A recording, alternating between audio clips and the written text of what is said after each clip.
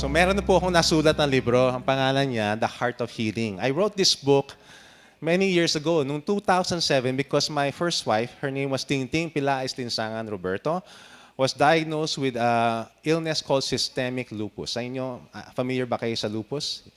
Lupus is to the complete opposite of HIV/AIDS, di ba? Sa AIDS or HIV, wala kayong immune system. Ang lupus ay kabaliktaran. Sobrang active ng immune system that it starts attacking your own organs. So I wrote this book because I experienced healing miracles when I applied these 4 principles of the heart of healing called HELP. Can you say help? Help. Help means H is for hope. You heal with hope. You can heal yourself with hope. E is encouragement. If you're taking care of someone, always encourage that person. L is love. Love heals, love conquers everything, and P is for prayer. I was married to Ting Ting. Her name is Margo. Mestiza siya na taga Cagayan de Oro City, Pilaes din siya. So we got married in 1995. Okay, yan kami. And we lived the life. We lived life to the max. We were traveling. We had a good business in 1995 to 1999. All the while, we were trying to start a family, but life was good. And then, in December 99, pagbalik namin galing Australia, nagbabad kami sa araw at sa ibang trips. Bilang from that, bilang pumayat, ako nakikita nyo, pero na yung difference, di ba? Bilang she lost 40 pounds or 30 pounds, nalalagas na yung buhok niya, bilang may mouth sores, sumasakit ang katawan, on and off fever, and she had what doctors call one of the top 10 diseases that doctors miss. In fact, her case was featured in Reader's Digest. If you look for a Reader's Digest that issue, she was the lead story. Okay? Ayun pala, she had what I mentioned was systemic lupus. Ito yung kinamatayan ni Ferdinand Marcos, di ba? So, it tells you na kahit si Marcos, marami bang pera si Marcos? Di ba? Kahit madami siyang pera, namatay pa rin siya sa lupus. Wala nagawa yung pera niya. So, ganun katindi yung sakit na to. It really attacks, they call lupus, wolf. Lupus is Latin for wolf. At traidor siya na disease. Ano? So, from that, nakikita nyo, it attacked multiple organs. But just a few months later, biglang she blossomed like a flower. And she was called miracle patient by her doctors. The kidney damage was reversed, no chemotherapy, no dialysis, minimal medication. Okay? Paano nangyari yun in just a few months? 2001 onwards, even though they said na bawal siya magpaaraw, bawal lumabas, we were enjoying life and living a second life. Okay? Because we trusted that the Lord had healed her. So hindi siya natakot at nagkulong sa kwarto. Of course, we were careful because sunlight pala is an immune system activator. When the sunlight, when you react by your skin pigmentation gets darker, it's an immune reaction pala. So bawal daw yun. Pero we still lived life to the fullest.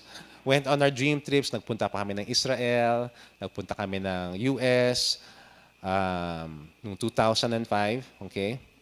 Tapos nagsimula kami ng negosyo, naging top 10 entrepreneur pa kami of the country. We started a training firm called Salt and Light Ventures. And yung dream na magkaroon ng anak, nagkaroon kami ng miracle baby, although it was through the miracle of adoption.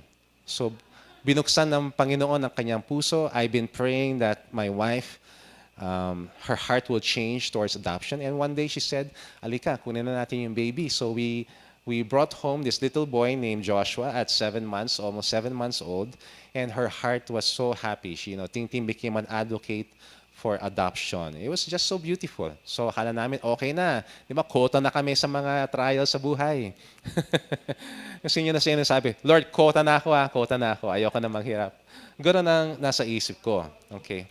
So people would ask me, how did Exhibit A, paano siya naging from there, paano siya naging ganyan, di ba? In just a few months. So, I decided, since ang dami nang tatanong sa akin, sabi ko, magsusulat na lang ako ng libro para nandun na lahat, okay? And Ting Ting's doctors would say, whatever it is that you're doing, keep on doing it. Kaya hindi nila maintindihan. Some of them, I would just point out what happened. Kasi when she was healed and then they came in the hospital room, ano nangyari? Sabi ko, God. God healed her.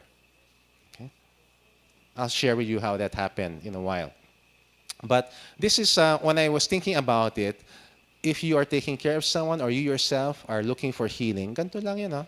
Ito yung heart of healing. Yung sinasabi kong help, hope, encouragement, love, and prayer. Those are the 4 things that you need to do daily.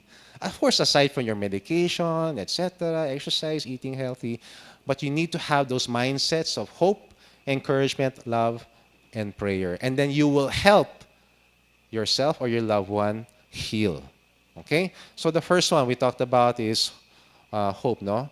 The heart of healing is not just about healing, but it's also the love story of how I took care of my wife, no?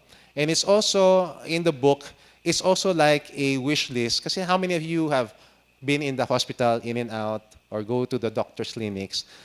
Marami akong natutunan na ito pala ang rights natin as patients, this is what we should do, this is what we can ask the nurses to do. So, kinumpile ko yan lahat, and ninigay ko dito sa libro. Okay? Kasi minsan, nagsusurrender lang tayo kung anong sabihin ng doktor. Sabi ko, hindi, Doc, bakit ganito? O, ba't kukuha niya na naman dugo yung pasyente? Di ba nakuha na siya kanina? Gamitin niyo na lang yan for the next test result.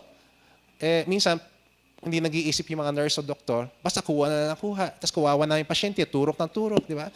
So, I learned how to question things that the doctors were doing. I learned how to just study myself minsan nga, napapagkamalan akong doktor. Kasi habang nandun ako sa waiting room, habang nandun ako sa nagbabantay, basa ako ng basa. Sinasabi ng doktor ka ba? No, but you have that right, you have that privilege to also question the doctors, all right? So, nandun sa heart of healing yun. Hope, encouragement, love, and prayer. So, the first heart attitude that we should all have is the attitude of hope. Many of us are brokenhearted when we hear the news, right? And God is close to us, but tuluyan na tayo nawawalan ng pag-asa. And when hope goes out the window, nako, 50% na ng laban, wala na. And sometimes we just give up and parang binigyan na tayo ng taning. No?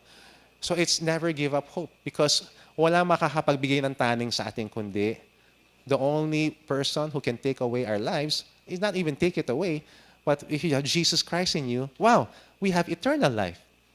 Amen? And sometimes doctors don't understand that. Here's an example.